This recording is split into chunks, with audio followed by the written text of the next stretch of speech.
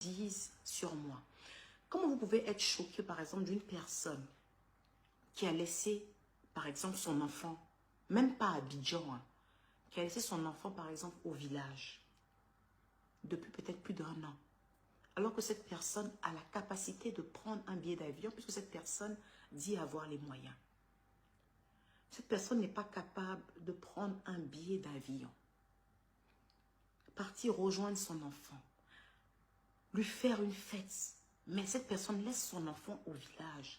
Mais cette personne pleure pour les enfants d'une personne qui est en France, qu'elle n'a pas vue depuis 6 mois. Vous devez bénir cette personne. Cette personne s'inquiète plus pour mes enfants que pour ses propres enfants. Vous devez bénir cette personne. Vous devez la remercier de s'inquiéter plus pour moi-même, mes propres enfants, que de s'inquiéter pour son enfant qui est au village, que ça fait 1 an et demi, 2 ans. Plus de 2 ans, même pas 1 an et demi, plus de 2 ans qu'elle n'a pas vu. Alors que cette personne a les papiers. Alors que cette personne vit de monétisation avec mon nom. Alors que cette personne mange avec mon nom. Vous devez remercier cette personne. Je ne sais pas pourquoi vous insultez toujours cette personne. Est-ce que vous savez que même les détracteurs participent à votre élévation? Est-ce que vous pensez qu'une personne publique qui a que des fans, qui lui disent à chaque fois « tu es belle, je t'aime », vous pensez que cette personne allait être populaire? Vous pensez que cette personne allait être populaire et allait avoir une influence qui dépasse l'entendement? Qui allait être aimée et respectée par des ministres, des présidents, des chefs d'État? Non.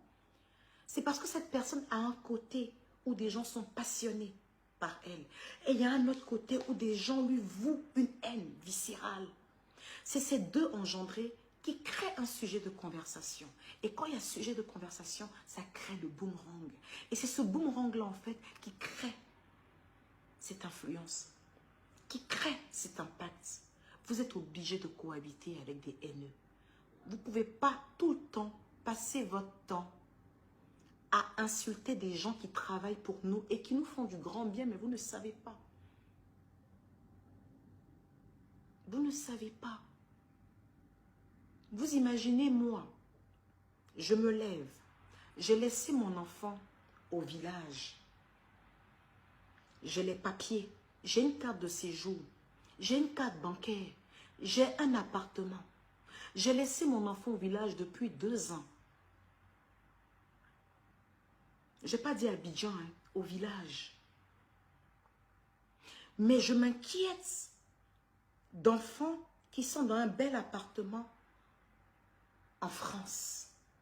Parce que la maman n'est pas là pendant 6 mois. Vous devez bénir cette personne. Elle s'inquiète plus pour mes enfants que pour son propre enfant. Est-ce que vous voyez la grâce de Dieu dans la vie de mes enfants? C'est-à-dire que même des étrangers que j'ai vus 2 ou 3 fois dans ma vie s'inquiètent pour eux plus que pour leurs propres enfants.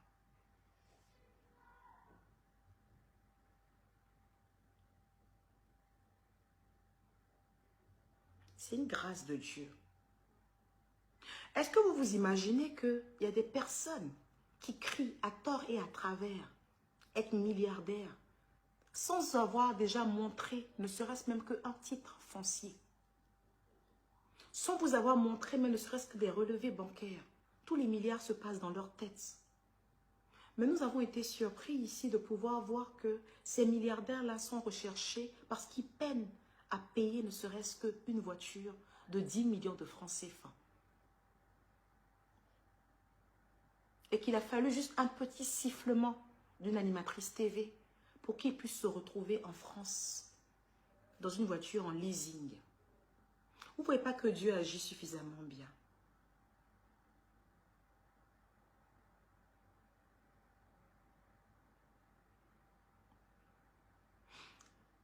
Est-ce que vous avez déjà vu sur cette toile quelqu'un venir s'arrêter pour dire que je dois loyer? Jamais.